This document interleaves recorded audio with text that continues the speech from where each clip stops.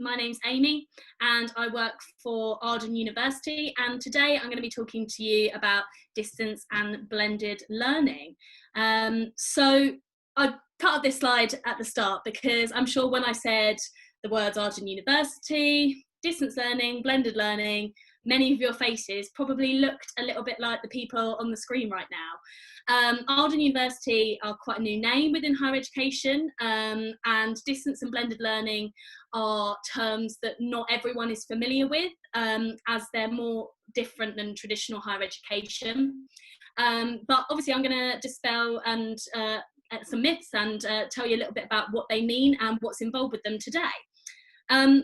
So I thought, just for a bit of fun kind of at the start of the session, I would put up what came into my head, first of all, when I look at the words distance and blended, without looking at it from a learning context. So for distance, I thought of long distance running. So Mo Farah, Olympic hero, or with some controversy now, but yeah, long distance running was one that I kind of thought of. And the other one I thought of was the big song from Disney's Hercules, Go the Distance. So for any Disney fans out there, that's what I thought of. And when I thought of blended, I thought of blender, and I thought of a food blender and a beauty blender for any of you chefs or makeup artists out there. So that they're the kind of things that you may think of when you see these words. And I'll try and kind of relate these to what they actually mean in a learning context. So I'm going to define what distance and blended learning mean now. We're going to start off with distance learning. So the word distance implies a distance between you as the learner and your university, in the sense that you do not have to attend or visit your university to undertake learning there and undertake your degree there. So that's where the distance comes in. So like kind of Mo Farah, there's a long distance, you don't have to make any journeys like Hercules did. That's distance learning. In simpler terms, it's a fully online learning experience. And it's kind of really suited to people who might have quite a lot going on in their lives and have quite a lot to fit in. So like to kind of not have to go anywhere and can do their learning whenever and wherever they want to. Now, obviously Arden offer distance learning courses, which is why I'm kind of talking about it today, but a lot of other unis do offer this as well. So the one that you probably will have heard of most of all is the Open University. They're pretty well known for being specialists in just distance learning. So there are much more kind of distance learning opportunities out there available nowadays. And what I will say is the tuition fees are often a little bit lower for distance learning compared to the more traditional higher education courses, because obviously you're not kind of using the same in-person facilities as you would do. Everything takes place online, as I say. And distance learners often acquire vital life skills such as time management and organisation, as it says on the slide, because when you're a distance learner, you really have to take ownership of your learning. It's really down to you. And motivation and discipline are really important to make sure that you're kind of staying on track, because as I say, you're taking more responsibility. But they're really key life skills, really key transferable skills, because you'll be asking yourself, you know, what time of day do I work best? Am I a early bird, or am I a night owl, or do I like to work in long stints or short bursts? These are the types of things that you've really got to get to know when you're a distance learner. Okay, so that's distance learning explained a little bit. Now we'll move on to blended learning. So in one of my earlier slides, we talked about food blenders and beauty blenders to help you kind of blend food together or makeup onto your face. This one's a bit more self-explanatory. It's blended learning is a blend of online distance learning and in-person face-to-face learning. Now the format of this will depend on the university and the course. So I'll start off by kind of saying that the format may be different. In a minute, I'll show you an example timetable of a blended learning student at Arden, just to give you an example. But obviously other unis do offer this as well, and as Mandeep just said, maybe considering it a bit more widely now, because we have to consider COVID-19 and social distancing and that type of thing. So hopefully this will be quite useful for you in case blended learning does come up at other universities now. But I think UEA, Uni of Manchester, do quite a few of these courses, and CU, which is a branch of Coventry University, have various study centres where you can do blended learning. So some other unis to look for there.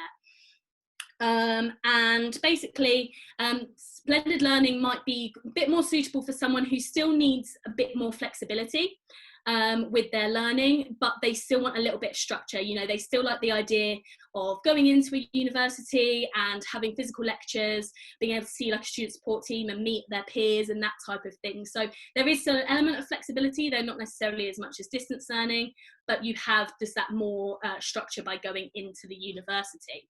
Tuition fees are usually a little bit cheaper again than traditional university, but not usually as cheap as distance learning courses, so something to consider there. So now up on the screen, you should see an example blended learning timetable. So this is one that we mock up for Arden students. So at Arden, for example, they get 8 hours face-to-face learning per week, split into 2 4-hour sessions. Now, obviously, usually that would be at one of our study centres.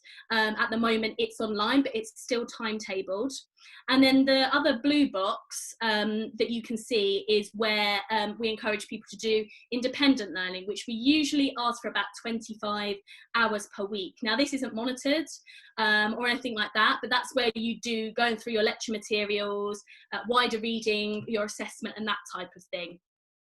But as you can see, like there's still plenty of other space around it. So that's when we talk about kind of flexibility and other things that you can fit in.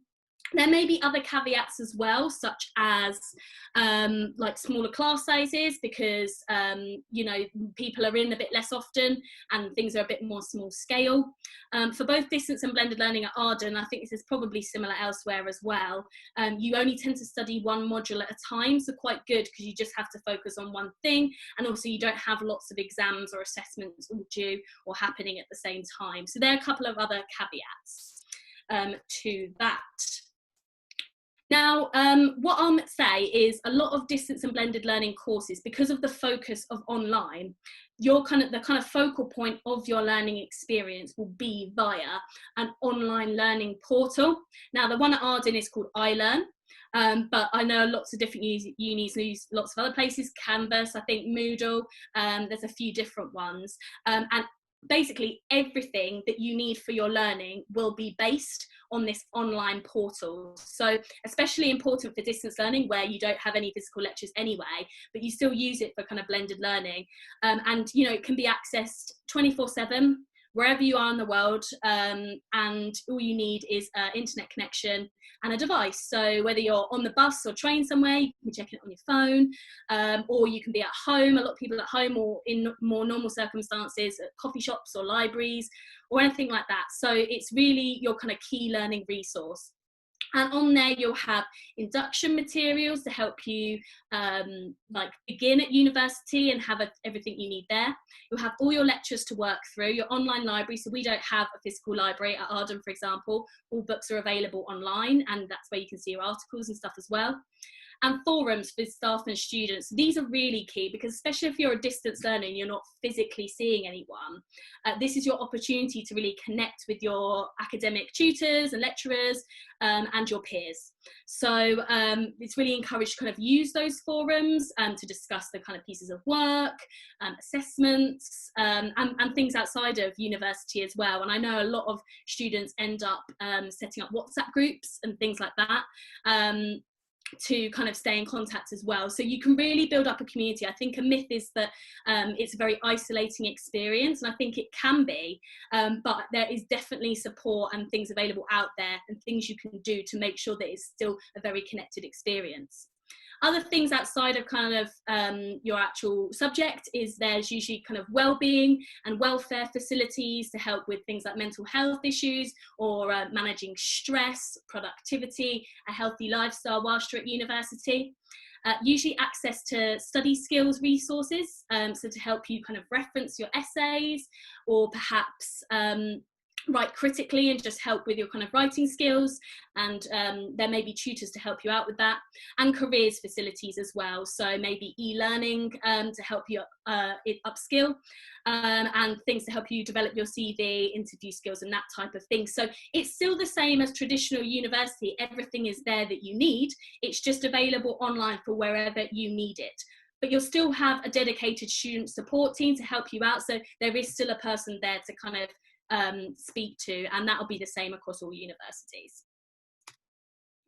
Okie dokie. So what I thought I'd pop up on the screen now is some examples of the types of students that we have that study distance or blended learning, or that it may suit.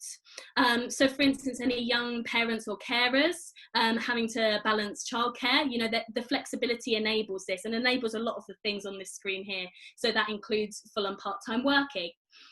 Independent learners, so some people just like to get on with things in their own way, at their own pace, and things like distance learning particularly would really kind of suit those types of people. Obviously, everyone makes a big deal out of kind of making sure you're employable when you graduate from university, and that is really important. And just having that bit more flexibility allows you to undertake different work experiences and really throw yourself into working out what you want to do when you graduate, and start developing skills and getting experience under your belt. So when you do graduate, you're well equipped with your degree, but also work experience as well. Commuter students, if you're not thinking of moving away, you know, you don't have to be in that much. There's that less of that pressure. We have people who've competed with professional sports, but also want to develop another side of themselves, because often, you know, that doesn't last forever as a career, so they want to develop another side. Those with hospital appointments and various medical needs that maybe would find traditional university a bit intense, something a bit more small scale and personalised might suit them. We have a lot of our students who are developing their own business, and this again allows some flexibility there. And volunteers and travellers, so it's just various other things that kind of you can be doing, but we have students all over the world. It's a real global community, and people are, you know, travelling and doing work in hostels and things like that. It's quite amazing what you can fit in alongside your degree, and the opportunities that are available when you just have that bit more flexibility. So for the next slide, I included some questions that you may wish to ask yourself to help you to work out what mode of learning is best suited to you. So the key when you're choosing university, if that's what you decide to do, is working out what's best for you. It's not about kind of what's best, what your friend's doing, or necessarily you know, what people expect you to do. You need to work out what is going to be best for you and what you want to get out of university. So these questions will hopefully guide your thought. I just want to hone in on the do I want to study full-time or part-time question. So a lot of distance learning courses are part-time courses. Now this usually allows for a bit more flexibility of pace of study. So for instance, our distance learning courses, you can take up to 6 years to complete an undergraduate degree, as opposed to the 3 years, which is a standard degree. So you have a bit more flexibility in how long you take to study the degree. However, you can't always access the maintenance loan, so the loan to help you with living costs, if it's a part-time course. So just make sure you check whether the courses are full-time or part-time. On the flip side, our blended learning courses are full-time, so you can access the maintenance loan to help with living costs from student finance, but you study at a full-time rate, so there is less kind of flexibility with the pace of study. So just something to bear in mind. And then, yeah, some other questions there that you may wish to screenshot or take a photo of, and some more here as well. So as I say, that should just hopefully guide your way of thinking and help you work out what it is you truly want. There's so many options out there for university and you know, degree apprenticeships and things like that as well, that you want to make sure that you're making the right decision for you, and honing it down to really help you succeed. Now, I just wanted to mention UniBuddy. So I don't know if anyone's heard of it, but it's still very well me kind of going, this is blended learning, this is distance learning, but I'm sure some of you would actually quite like to find out what it's like to really be a distance or blended learning student. And what you can do is you can go onto the Arden website and actually have a chat with some of our current students. And I'll caveat this by also saying that a lot of universities now use UniBuddy. So I'm not just kind of promoting Arden here. Please go on university websites and see if they've got UniBuddy, because then you can really find out what it's like to study at that university and get that first-hand insight. So it's a really good tool there to kind of find out about different universities and what they're like. I believe there's also a section on the UCAS website that has like lots of different students from lots of different unis all on one page, so that's something to look at as well. But you know, hearing from students, you get the tea, so that's a good resource to use. And for any advisors and teachers that are on the call, I just wanted to do a quick shameless plug about a webinar we're doing tomorrow, which is more specific to Arden University, and you can sign up on UniTasterDays or message me and I can message you the link to sign up. And we do also have an open day in July if you're a student. But I'll finish up there and just kind of finish by saying, yeah, that's a whistle-stop tour of distance and blended learning. I hope that kind of makes sense and you kind of understand a bit more what's involved with both of those. They're both kind of more non-traditional university methods and both quite different to what traditional unis offer, but as Mandeep said, that could be changing this academic year. But the last thing I'll end on is I say I hope you don't have go the distance in your head from Hercules for the rest of the day, because it's definitely going to be in mine. But I hope that was useful. Thanks very much, everyone.